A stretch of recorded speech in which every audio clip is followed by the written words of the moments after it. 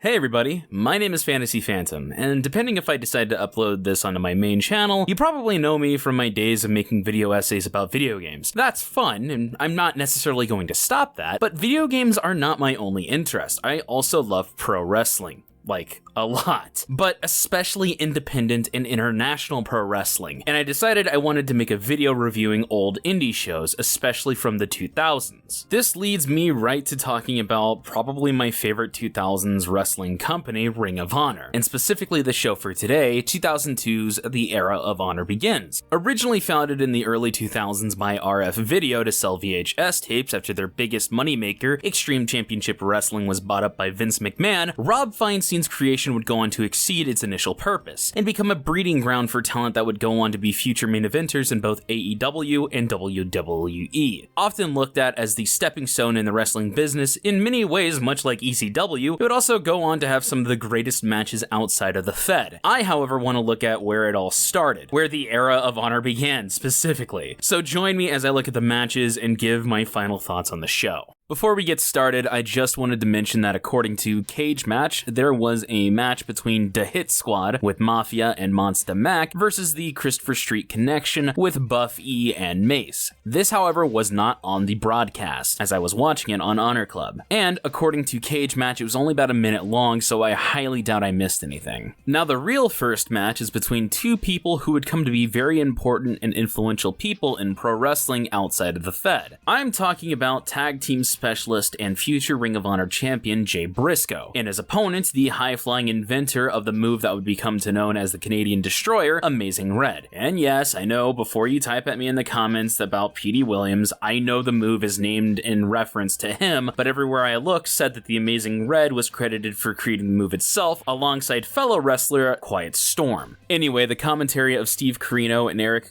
Gargiello, I think that's how it's pronounced, keep saying that these two wrestlers had roughly 2 years of experience at this point within their careers. And holy damn, it fucking shows. Jay Briscoe looks like he's young enough to be my son, and Red looks even younger than that. If you compare Jay specifically to what he looks like today, you'd find it hard to believe that this is the same person, trust me. Before the bell rings, the referee tells both combatants to shake hands, observing something that would be known as the Code of Honor. This is a bit of a through line through Ring of Honor that separates it from something like, say, WWE, TNA, and even its inspiration, ECW, as Ring of Honor has always had a presentation of being an actual underground sport. This, alongside the general quality of the in-ring action, is something that is inspired by Japanese puroresu found in New Japan, All Japan, and Noah. So for the sake of these and future reviews, expect me to say whether or not the Code of Honor is observed. The story going into this match is that Briscoe is the grappler with a background in high school football with a size and height advantage, while Red is the high-flying daredevil who is most comfortable in the air. This match begins and there is an extremely smooth chain wrestling sequence going on in the very beginning with a lot of very crisp and clean reversals. Afterwards, neither men seem to have the advantage, and at some point, Jay goes for a handshake only to sucker punch Red when he goes to shake his hand. Later on, Jay gets one nasty fisherman's buster on Red, but Red kicks out at 2 when he goes for the pin. After this, Jay goes up to the second rope to do a cannonball senton, but by the time he's at the top rope, you see Red has gotten up and he actually manages to reverse the senton and be able to do a snap suplex on Jay. It's here I want to mention that when reading the Cage Match reviews on this match, everybody said that this was just a spot fest that lacked any real psychology and storytelling, and I couldn't really disagree more.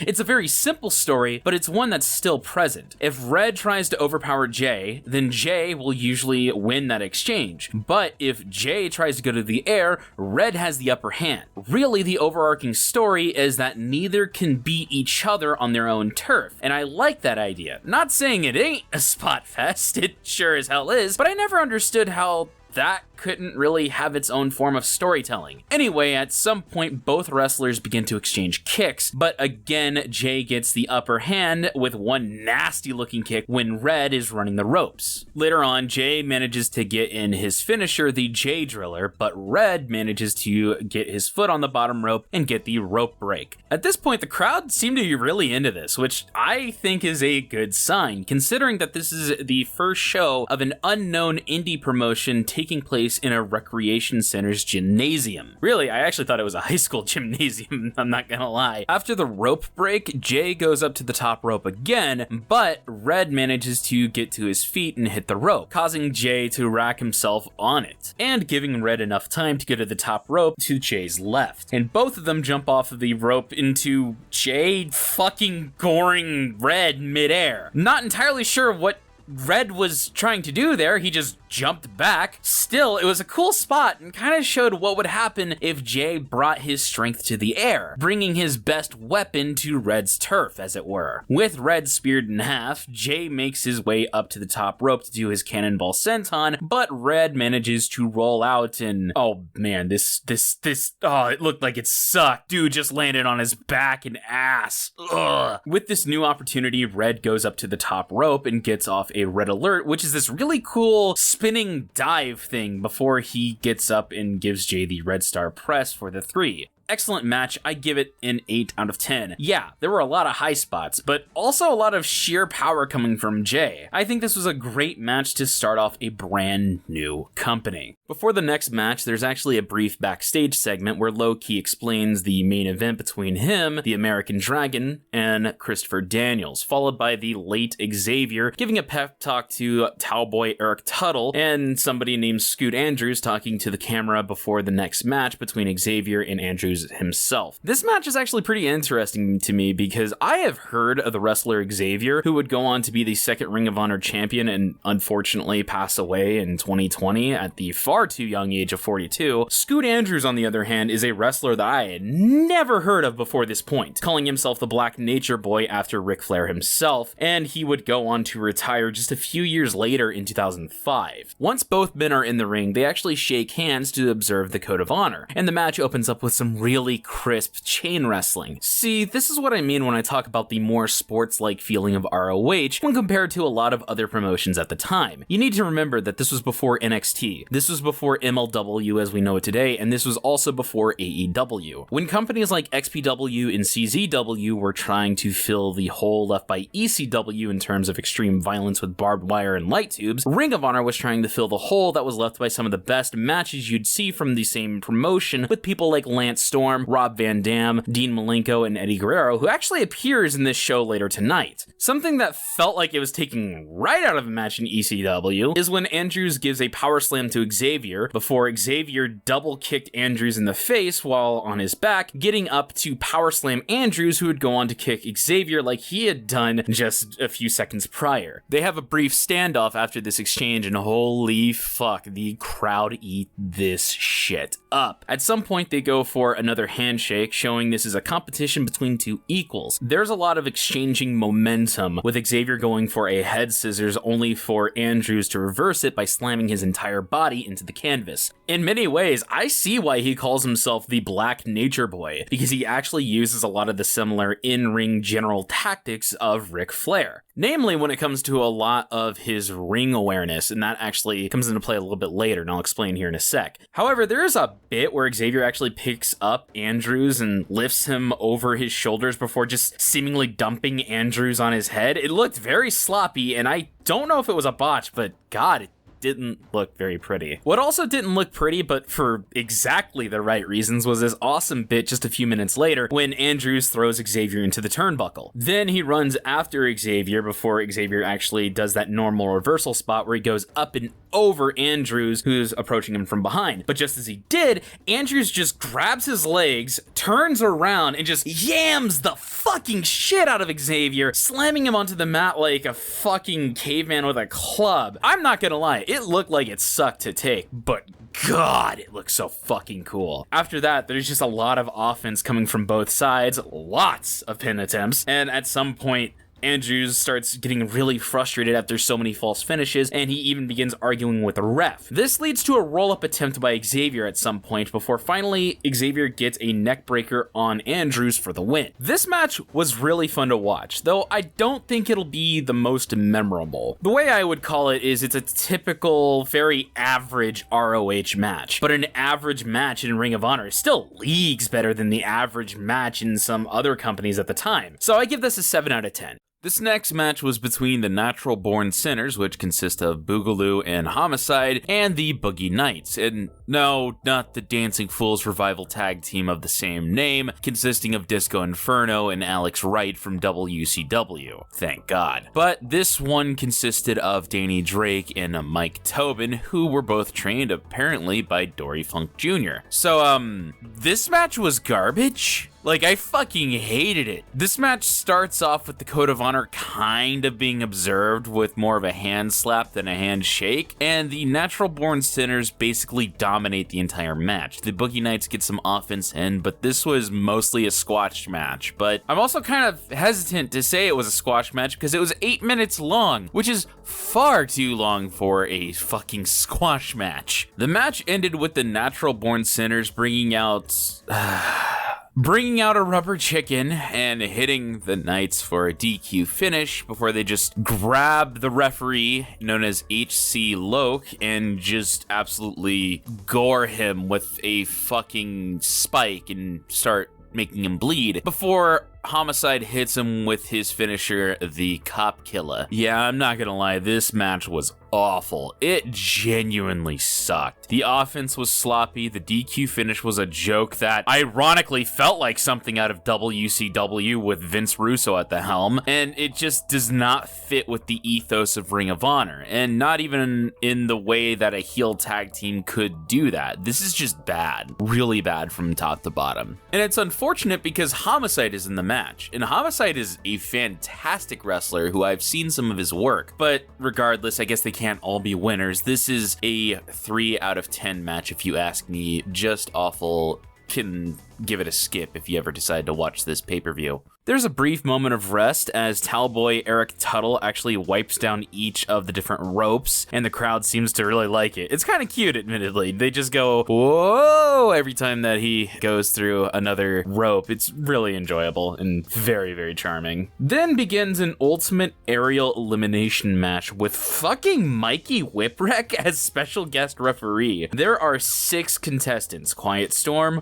Brian XL, Chris Devine, the Maximo brothers Jose and Joel, and the Amazing Red. The through line through this match is that all of these wrestlers, except for Brian XL, are actually Mikey's students, and thus they should all know each other inside and out. The Code of Honor is not observed, but I think that's just because Mikey didn't think to enforce it, which is admittedly kind of fun. I love Mikey Whipwreck. For those of you who may not know who he is, he was basically a random ring boy from ECW who would eventually become ECW champion in such an unlikely way, and he appeals to a lot of people for basically being an average Joe who rose to the top. It's honestly a very funny story to me, and I will always love Mikey Whipwreck and always have in general. So, yeah, this match was fucking amazing. The notes I took during this match were pretty much useless as there was too much action for me to be able to properly call it, and initially I had a hard time telling who was who. Thank you, commentary, for pointing that out, actually. Basically, there was a lot of high-flying moves, several dives out of the ring. There seemed to be an existing rivalry between the Amazing Red and Brian XL because a lot of the action was between them, exchanging a lot of moves and big flips. At one point, Red lifts up Brian XL for some type of move, but before the Maximo brothers lift them both up, and Quiet Storm and Chris Devine give them both some cutters, causing a massive topple. Such a cool fucking spot right there.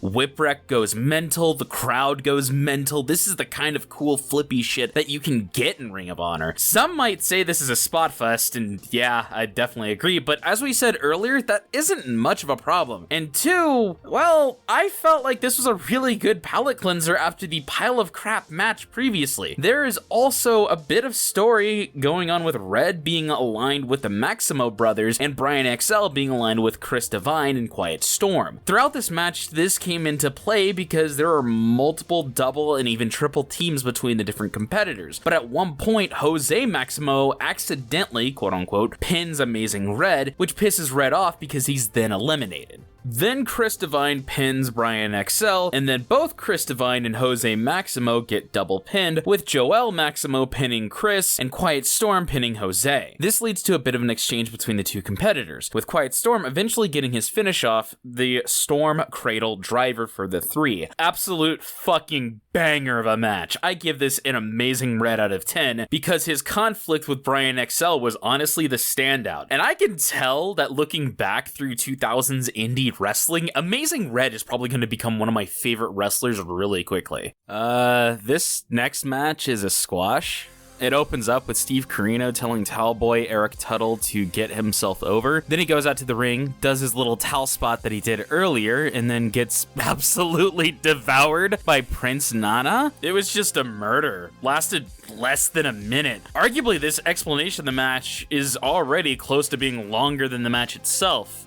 Prince Nana is a thick lad, and look, this is gonna be hard to explain beyond this. It was a squash match. An entertaining one, but a squash match regardless. So I give it a squash out of 10. I don't hate squash matches. I think they have their place and can be fun to watch, but you can't really rate them like you would a competitive match, at least in my opinion. Whew, boy. Okay, so this is going to be awkward. So before I continue, I just want to make this definitive statement and never talk about this again, simply because I know it will come up later when talking about the main event. This match stars a wrestler by the name of Spanky, also known as the Brian Kendrick. Now, for those of you who do not know Kendrick, he is somewhat recently been the focus of some controversies. After he was released by WWE, he tried to make his way to AEW, but just hours before his debut happened, some very unsavory and very unacceptable statements from an old gimmick he was trying to get over in the early 2010s had come to light. For the record, Kendrick apologized for his statements, though I don't think any of the affected parties are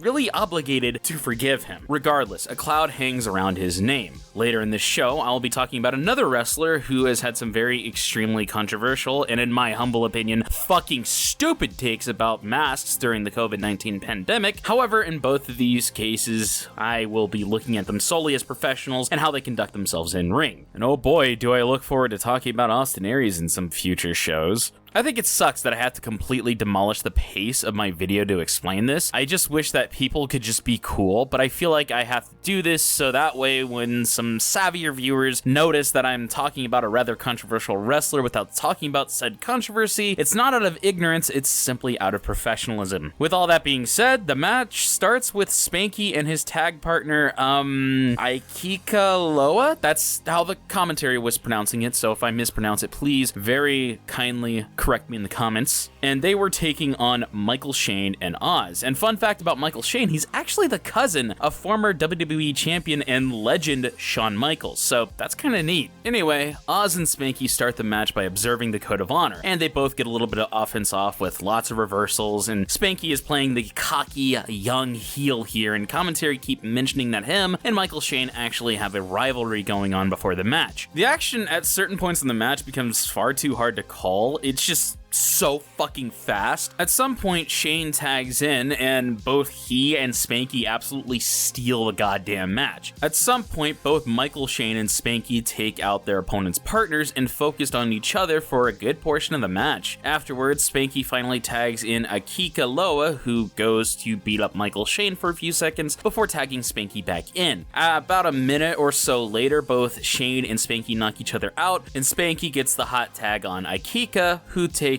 Oz off of the apron before slamming Shane for a pin attempt, kick out at 2, and after this, a series of tag-ins and tag-outs between both sides happen, and there's a lot of offense. I have to say, I like Michael Shane's performance here, as well as Spanky. Spanky has always been lightning quick back in the day, so it doesn't surprise me. Still, this is a pretty blistering pace, and Shane really does remind me of his cousin. Anyway, the last few moves of this match have Shane and Oz locking up Ikaika in a double grapevine spot, only for for Spanky to break it up with a kick. Spanky then goes for the sliced bread number 2 on Oz, but Oz pushes Spanky into a super kick from Shane into a pin attempt from Oz. Ikaika breaks it up, and Shane takes both himself and Ikaika out over the top rope, leaving Oz and Spanky alone in the ring. Oz tries to get Spanky up for a suplex, but Spanky reverses it into sliced bread number 2 for the win. So this match was good. I'm gonna give it a 6 out of 10. I would have put it higher, but I felt like this would have been better as a singles match between Shane and Spanky because it's very clear that they have a lot of in-ring chemistry. For the record, 6 out of 10 is still pretty good, so don't think I'm dogging on it. This next match is the first title match on Ring of Honor for the IWA Intercontinental Championship between Super Crazy and future WWE Champion, the late Eddie Guerrero. For context, this was sometime after Eddie got fired from the still WWF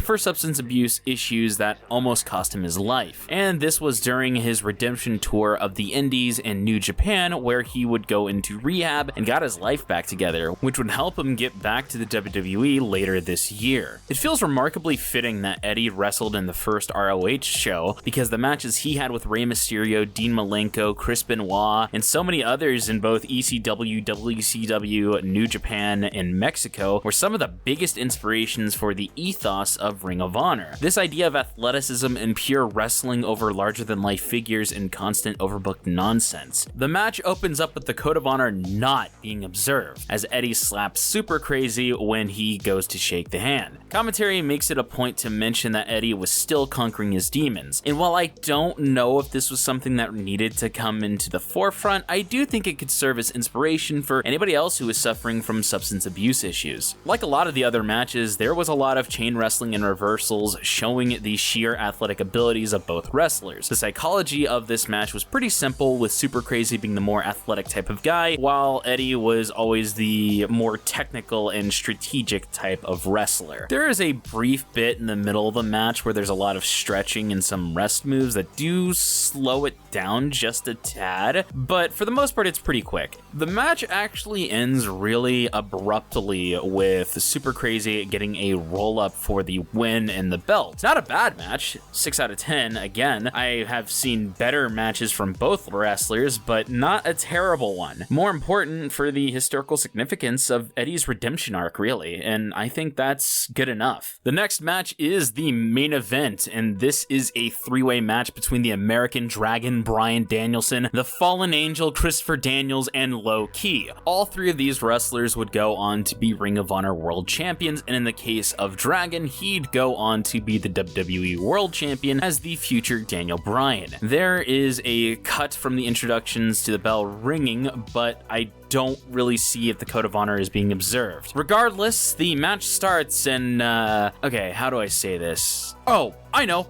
This match is fucking awesome. I won't be going over this beat by beat because honestly, I just want everybody to watch the match. But basically, it opens up with a lot of kicks, specifically Dragon throwing kicks at both opponents before Low Ki starts throwing them back at him. During this entire thing, I start shuddering because honestly, Dragon could legit kick you so hard that you change birthday, and Low Ki is stiffer than a 2x4 that's had a few whiskeys, so ooh, it got pretty hard to watch at certain points. The overarching story that goes through this is that one-on-one, Christopher Daniels can dominate both of these wrestlers, even getting them both in this weird but fucking awesome double submission spot. He has the experience and has the in-ring awareness to whittle them down. However, Low Ki and Dragon have numbers, so on more than a few occasions, they actually double-team Daniels. There was actually this really hilarious spot between the two as Dragon gets a kick on Daniels' back, then Low Ki gets a kick on it as well before Dragon pushes him and says, "That's not how you do it," before Kick Daniels to show him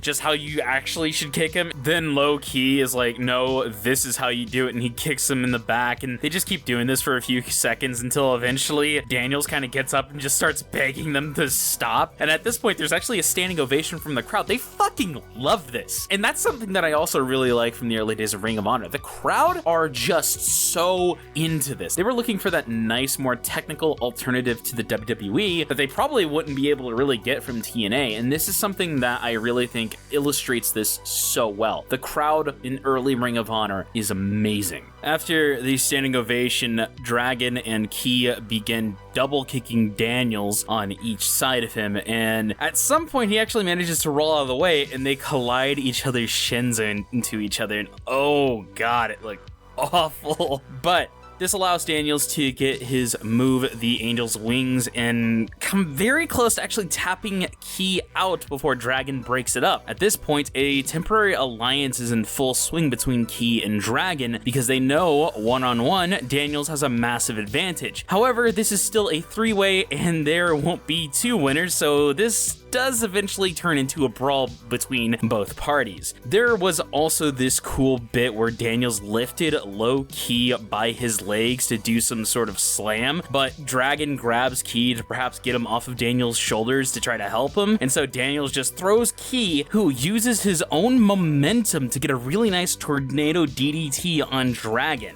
There are some other awesome sequences that I do not want to spoil, and by the way, if you don't want the result of this match, then just skip to my conclusion. The timestamp will be in the description below. Alright, so at some point, Dragon gets his submission move, Cattle Mutilation, on Daniels, but Key breaks it up with a twisting Phoenix Splash off the top rope before Key goes to do the Key Crusher on Daniels for the win. So I had heard this main event was good, but I didn't know to what degree, and holy hellfire fuck. I can say without a hint of irony or hyperbole, this was amazing. It embodied everything I adore about pro wrestling storytelling, where the entire story is told in the ring. No backstage shenanigans, no overbooked nonsense, just subtle storytelling that is easy to pick up on, and I give this a 9 out of 10. It is a remarkably good match that I cannot stress enough needs to be watched by everybody who enjoys indie style in-ring focused storytelling. Afterwards, there is a post-match promo that I think is actually very neat. Basically, Dragon challenges low-key to another match later on down the line before Christopher Daniels brings up, honestly, a very good point that sounds like he's being arrogant, but if you'd seen the match, you'd understand he's making an excellent point here. Basically, he says that I could beat either one of you one-on-one. The only reason why I lost is because there were two of you against me. But not only could I beat either of you one-on-one,